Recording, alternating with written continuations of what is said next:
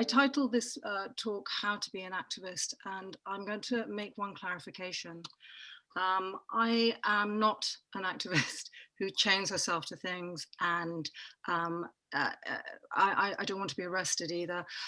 But I think that makes me the kind of activist that other people can look at being in some ways, in some form in their lives. Having said that, I have to say all respect to the HS2 protesters for what they're doing now, tunneling under Euston. For those of you who don't know me, I am a former fashion editor, so I'm coming at the Climate Action Lab from a really, really different perspective. I'm coming to the Action Lab as a former promoter of many of the bad practices that we need to confront today.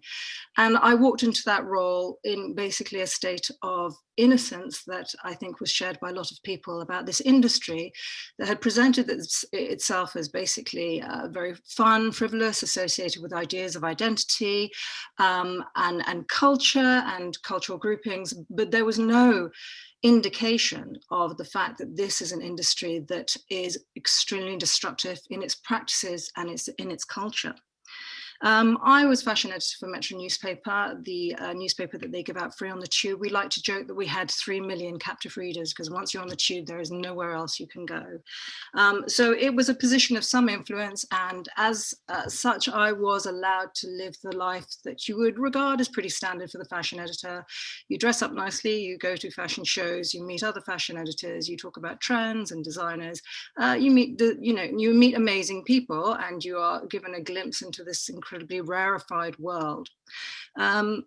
But I think during the 13 years that I was a fashion editor, I did start to have concerns about the industry. And the main thing was just the sheer amount of stuff that was crossing my desk. When I started in 1999, we really weren't actually plugged onto the email that much. But as we were, I would get, by the time I left in 2013, and I'll tell you more about that, I would be having about 1,000 emails a day, all of them promoting new products, all of them trying to get me to put those new products on the page. And I will put my hand up right now. The job of a fashion editor is basically to sell. You know, when you arrange products on your page, you are asking people to do nothing other than purchase those products. There is no element that you want them to try and recreate that product that they've seen, that you want them to just take a picture of it and enjoy it in that way. You are actively driving consumption.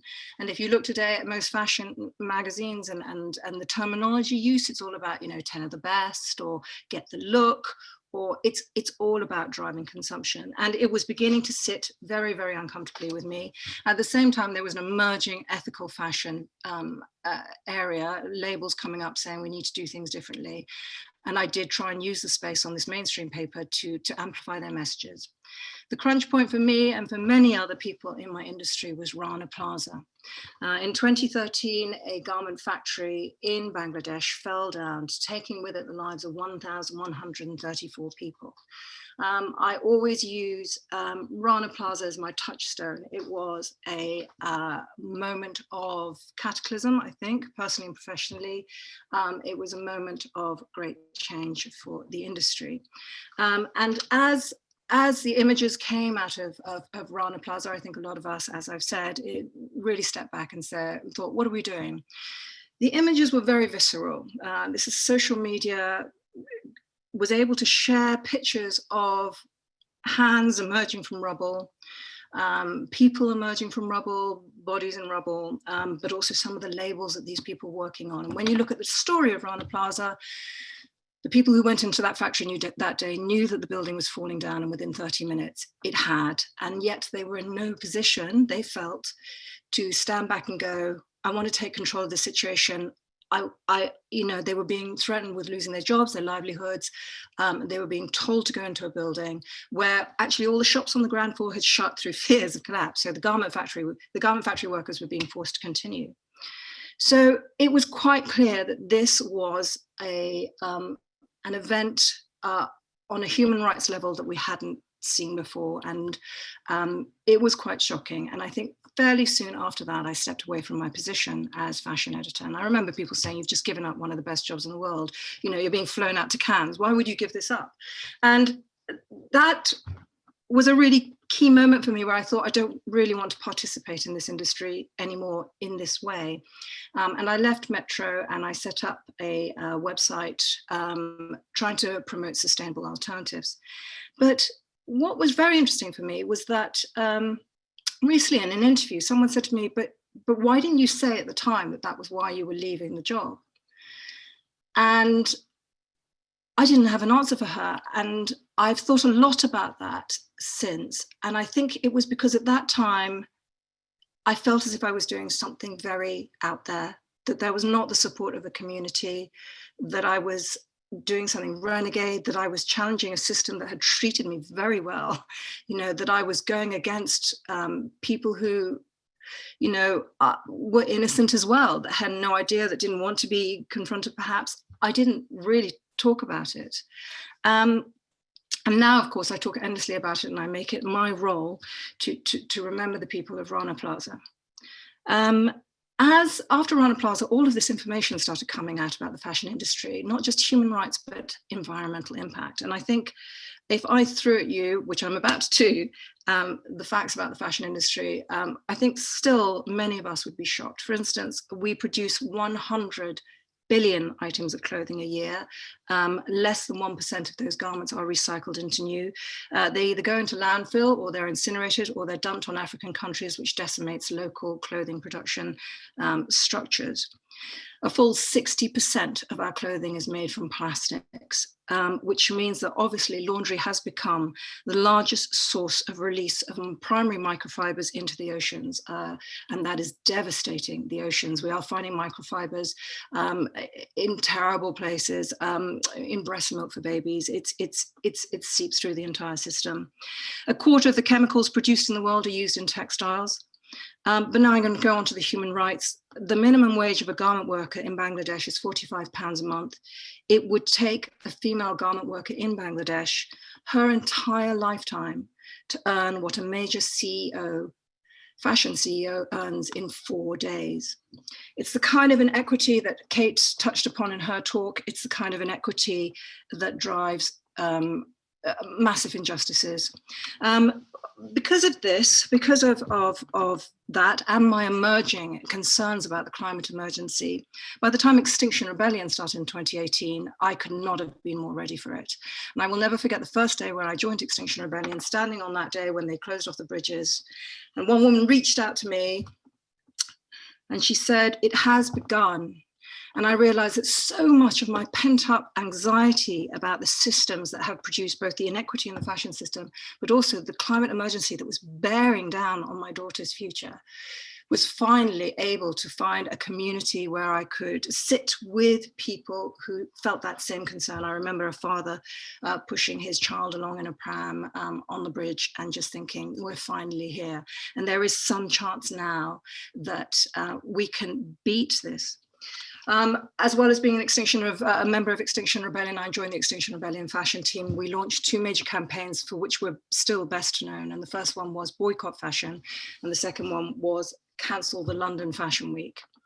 The Boycott Fashion, both of them were extremely big asks, and I will go into them in more detail. But the reason I'm talking about them is you've really got a common and garden fashion editor who is so propelled that she is out onto the streets and she is asking for people to stop buying all new clothes. And the transformation is part of why I'm giving the talk today. Is it something that the things that started me thinking about these are these things that we can use to propel the culture, to lay the ground for the really big systemic changes that we're going to have to look at. So the Boycott Fashion campaign was really, we wanted people to stop buying all new clothes. Given those figures, the 100 billion items of clothing produced a year, worn maybe 3 or 4 times before they enter the waste system, we said no more new. Buy secondhand, recycle, share, just stop buying new. The second campaign, which was more targeted, it was Cancel Fashion Weeks, because we understood the massive fashion weeks once every season,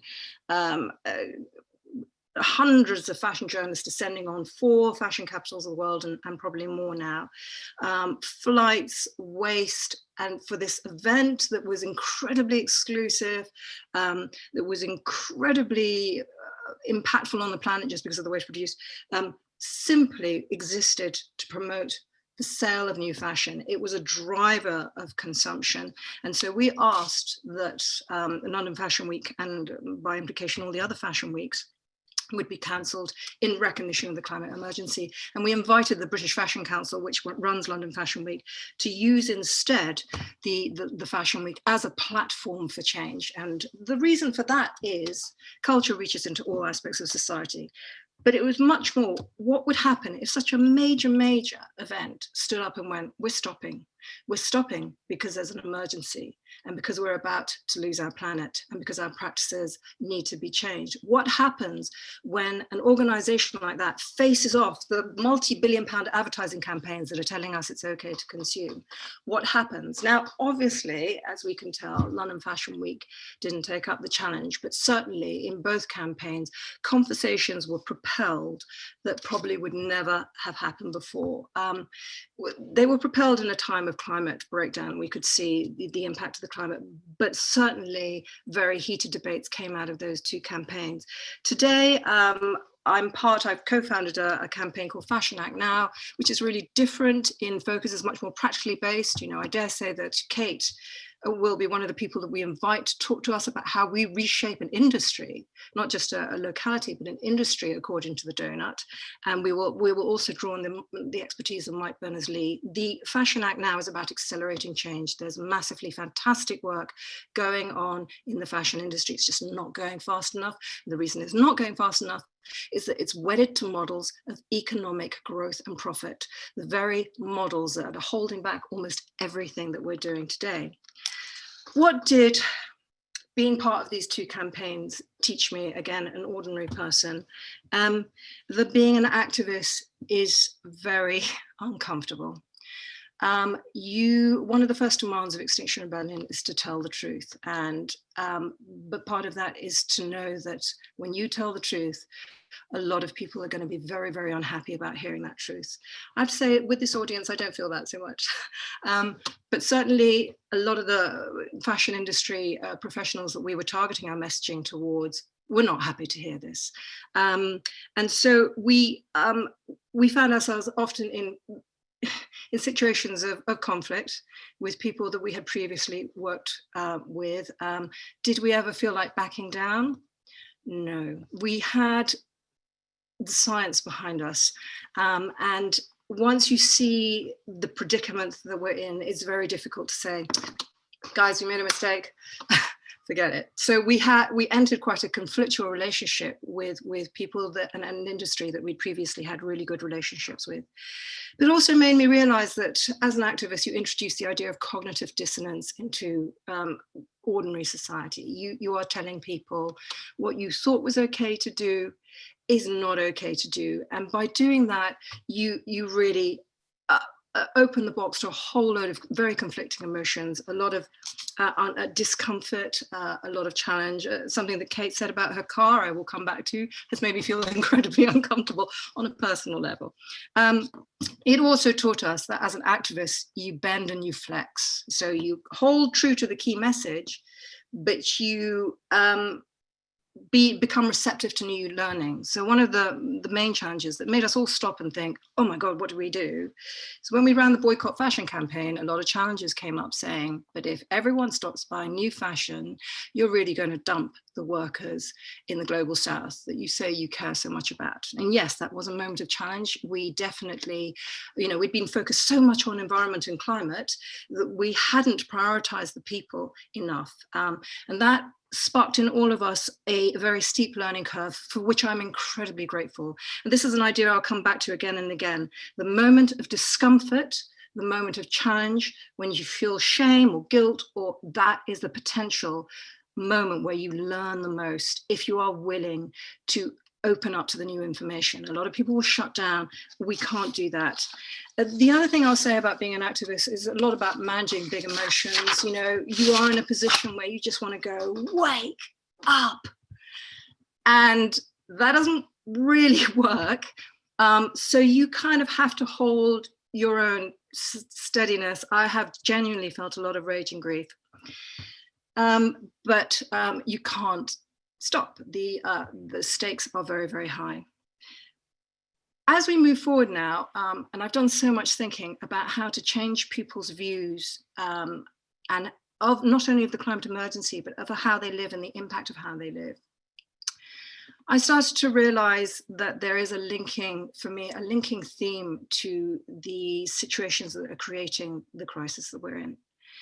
And I would say that all of our problems, almost all of our problems, are predicated on a single idea, which is the use and abuse of the other. And this is a quote that I read a lot. It's by an investigative journalist and an academic called Navez Ahmed.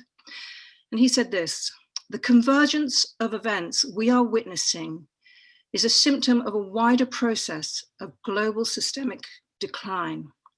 And the ultimate hidden driver is a way of living and being, premised on self-maximization through the plunder of the other, where the others are different humans, different species, or the planet itself." And I have been so captivated as an activist and personally by the idea of the other. And I realize so much and so deeply that when you describe something as an other, when you conceive of something as an other, you give yourself permission to put them at a distance from yourself, to not think about what their concerns and needs are, to not consider their well-being in your operations. They are the other. You are you, they are the other. And when I looked at it, I saw that I made connections between, traumas in the world right now. Coronavirus has directly arisen, I believe, from our exploitation of other species and the intersection between nature and human industry.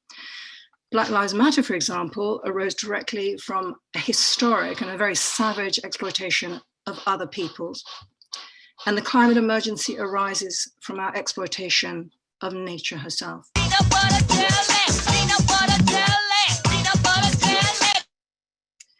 And definitely with that little ad break, and we see it in fashion hugely.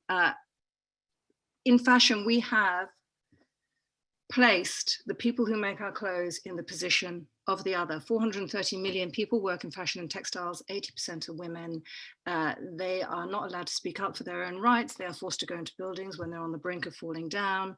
They are uniquely vulnerable, and we use them to make our clothes, the clothes that we then throw away and which then contribute to the global system of waste.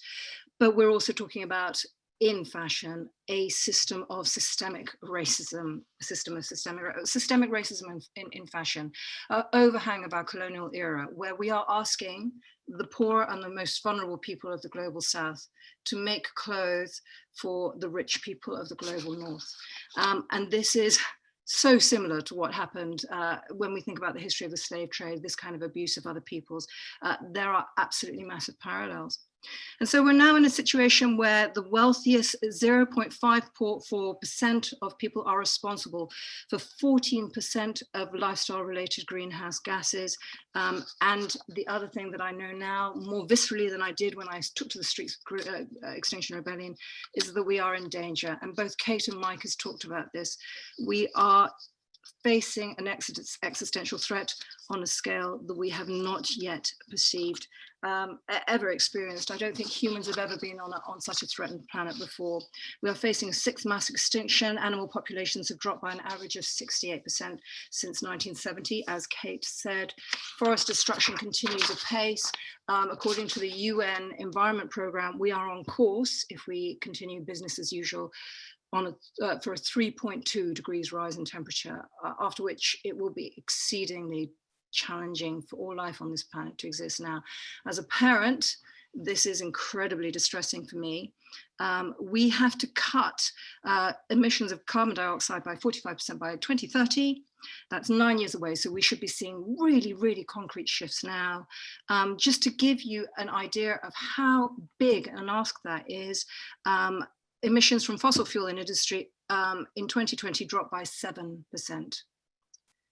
We have to cut emissions by half, I'll repeat it, by 45% by 2030. Last year, when we weren't driving, flying, traveling, potentially we were consuming, but probably still not as much, emissions dropped by only 7%. So we're looking at systemic and concrete changes on a massive scale. The other thing I've learned as an activist is that grief cannot be overriding. I am a parent. I do not have the option of sitting back down and doing nothing.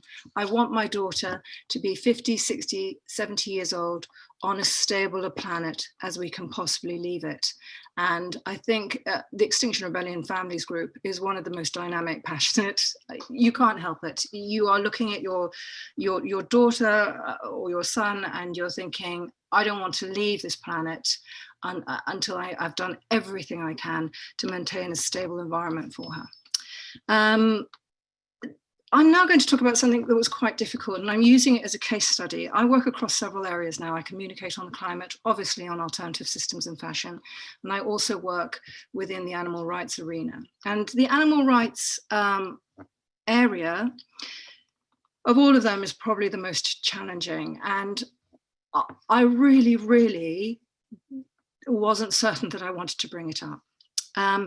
Because the response I've always had to a lot of this activism has been very difficult to encompass personally and politically.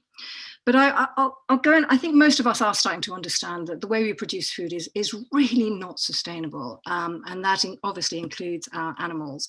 So 70% of all agricultural land is used for livestock. So immediately you have a problem there. If you weren't consuming animals on the scale that we are consuming, we could take back at least a hefty proportion of that 70% of agricultural land and use it to grow other things, hopefully plants, but also rewilding, restoring the planet.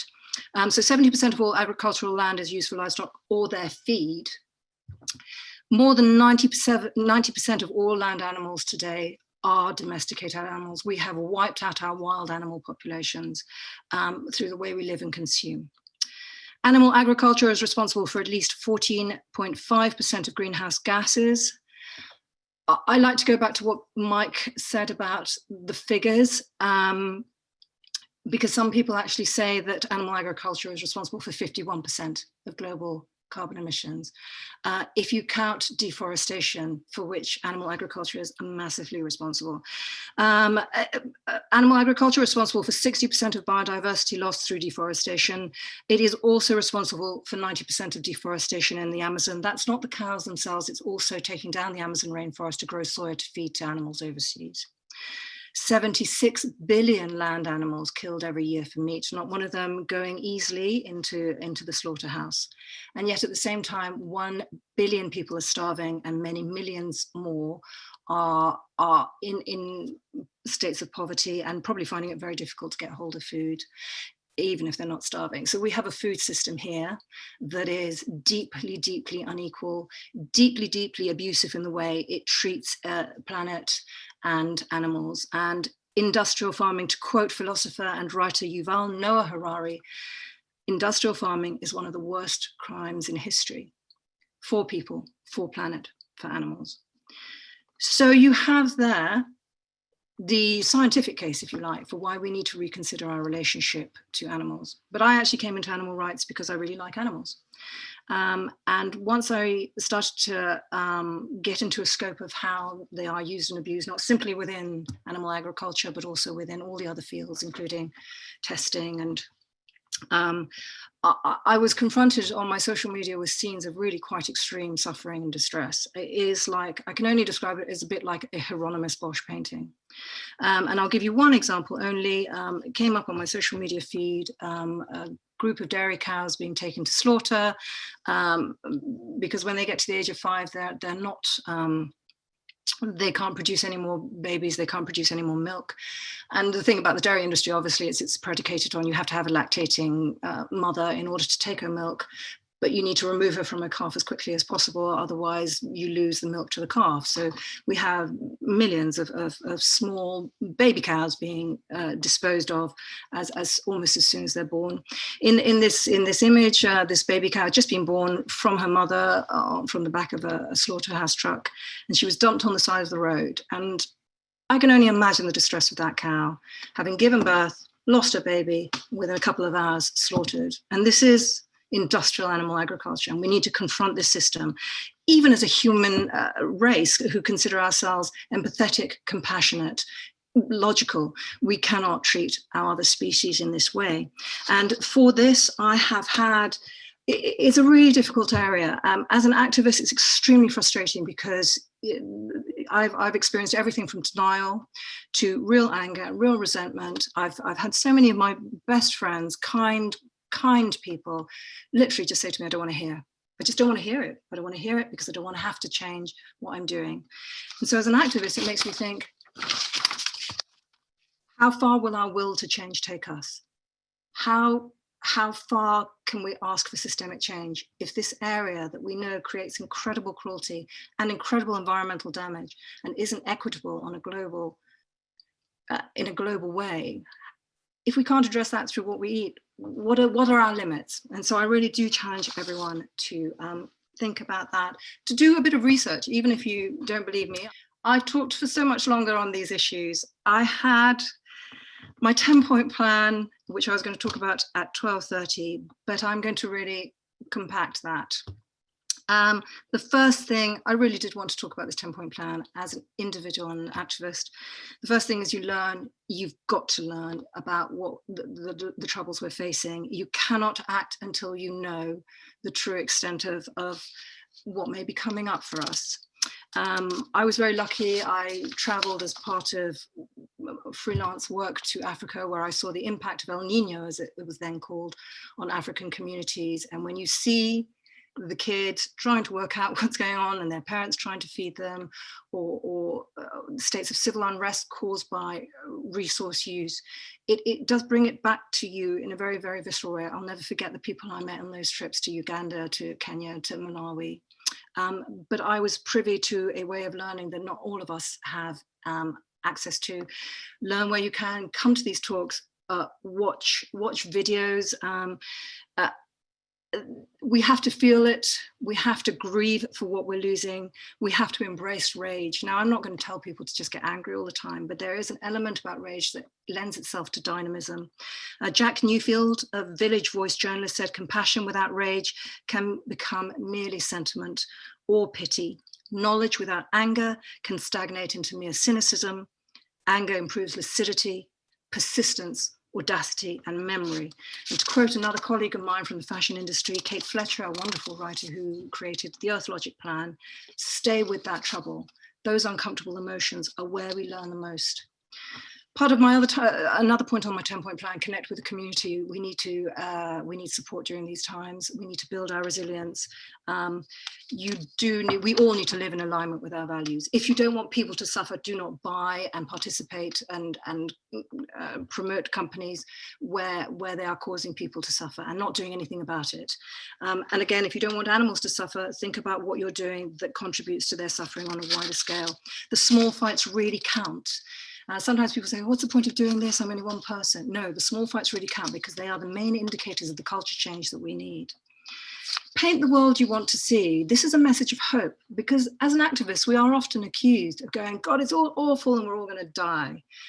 But the options are an amazing world where we live in harmony with nature, with other peoples, where we see on our screens not scenes of destruction, but scenes of healing, where we connect deeply, deeply once again with the earth and take our joys from it, not just our products and our resources, but we actually understand that we are made for nature, we are part of nature, we take our place as an equal, not as a dominator, which is what has taken us to the place that we are in currently. So reconnecting with nature is something I talk about a lot. We need to really, we have become so disconnected, but everything around you, everything around all of us, my desk, the teddy bear that my daughter has given me to comfort me through this talk, you know, every mineral in this, it comes from nature. Let's connect to it here and now, but also let's connect. I mean, that's one of the best things about COVID, is that somehow we are reconsidering our relationships with the planet that we live on at really a horrible cost, but maybe how do we act except in an emergency? I'm not sure. Extend our circle of compassion. We really do have to take into account all peoples, the young boys in Uganda struggling so hard to get an education in a state of war, the animals in the slaughterhouses, the garment workers.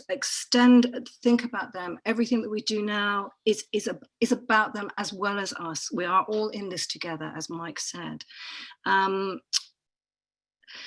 I love this idea of putting ourselves in service. Every activity that we engage in, as much as we can, whilst living in our other worlds, should be in some way in service to nature and planet. I spend a lot of time reading about nature and the planet, about inequities, about how to address them.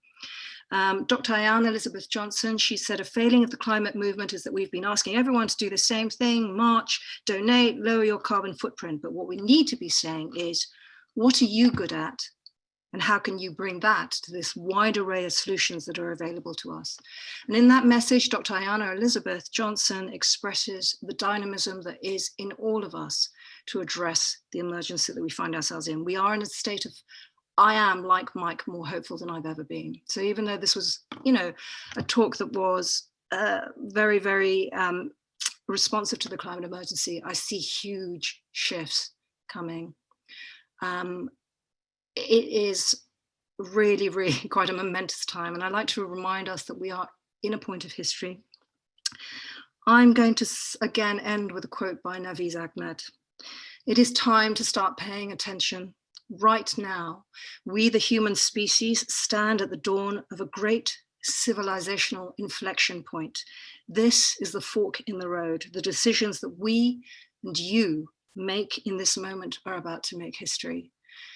And I really want us to embrace that. We can turn the tide. We can guarantee better futures for our children and our children's children, and for other peoples on the other side of the globe, and for the animals in nature and nature itself. Thank you so much.